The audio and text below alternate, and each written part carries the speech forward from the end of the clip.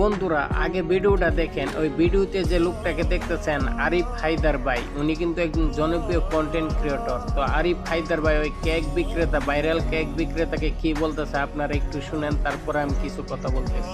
Thank you. Personal বিষয়ে কোনো কথা বলবো না। আপনারা করছেন, তাহলে কেন আবার আপনারা আমাকে ছোট করতেছেন, আবার পার্সোনাল বিষয় যাচ্ছেন? জনগণের প্রশ্ন থাকতে পারে ভাই, আপনার রাগলে তো হবে না। জাকির ভাই প্লিজ ডোন্ট মাইন্ড, এটা জনগণের প্রশ্ন থাকতে। ক্ষোভের কথা এটা আমার খুব না শুধু একটা আমার, কেন আপনার ক্ষোভ হবে কেন? বাইরে এ যেন মনে হইতাছে যে মার চাইতে মাসির দরদ বেশি। এই যে দেখেন, জনগণের যদি প্রশ্ন তাইকা থাকে তাহলে জনগণ প্রশ্ন করবে ওই কেক বিক্রেতাকে, ঠিক আছে?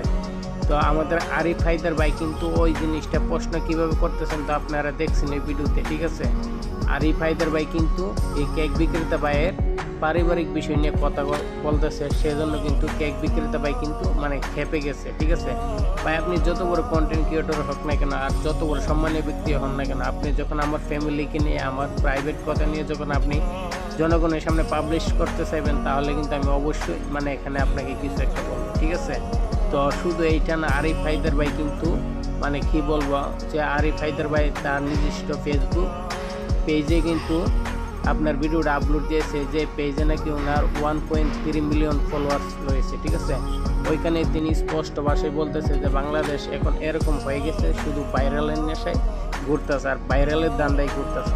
তো সে দিক দিয়ে বিবেচনা করলে কিন্তু আমি আরিফ হায়দার ভাইকে একটা কথাই বলতে পারি, যে সবাই যদি ভাইরালের নেশায় ঘুরতেছে আর ভাইরালের নেশায় ঘুরতেছে, আমি বলবো যে এই সবার মাঝখানে আপনি কি করতেছেন? আপনি অবশ্যই কিছু ফলোয়ার এবং কিছু ভিউজের নেশায় ঘুরতেছে। কারণ এখন আমাদের বাংলাদেশে অধিকাংশ কন্টেন্ট ক্রিয়েটরই কিন্তু ভাই জানেনই তো, ফেসবুকে কিন্তু ইনকাম কমে গেছে। তারপরে দেখা গেছে তারা আর কোনো ইস্যু পাইতেছে না যে যেটাকে নিয়ে ভিডিও বানাইবে।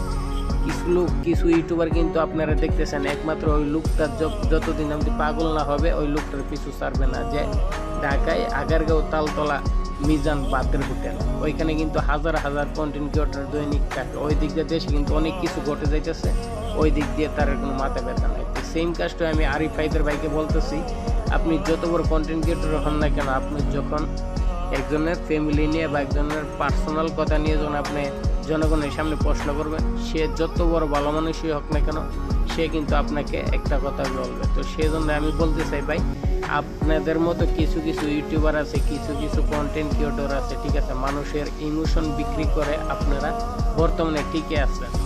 কারণ আপনারা এখন চিন্তা করছেন যে এই লোকটা বেশি পরিমাণ ভাইরাল, সবাই কিন্তু ওই লোকটাকে টার্গেট করে যায়। কেননা ওইখানে গিয়ে যদি একটা ভিডিও করতে পারে, তখন ওইটাতে মিলিয়ন মিলিয়ন ভিউজ আসবে, আর ওই ভিউজের উপরে কিন্তু আপনারা মোটা অঙ্কের একটি ডলার পাবেন, যেটা কিন্তু সাধারণ মানুষে বুঝে না, যাকে নিয়ে করতেছেন সেও বুঝে না। তো আশা করি ভাই বুঝতে পারছেন। তো এইসব দান্দা মান্দা বাদ দিয়ে একটু ভালো কিছু করার চেষ্টা করেন। আশা করি সবাই বুঝতে পারছেন। ভিডিওটা শেয়ার করে দিন যাতে আমার আরিফ হায়দার ভাই দেখতে পারে। সবাই ভালো থাকবেন। আসসালামু আলাইকুম।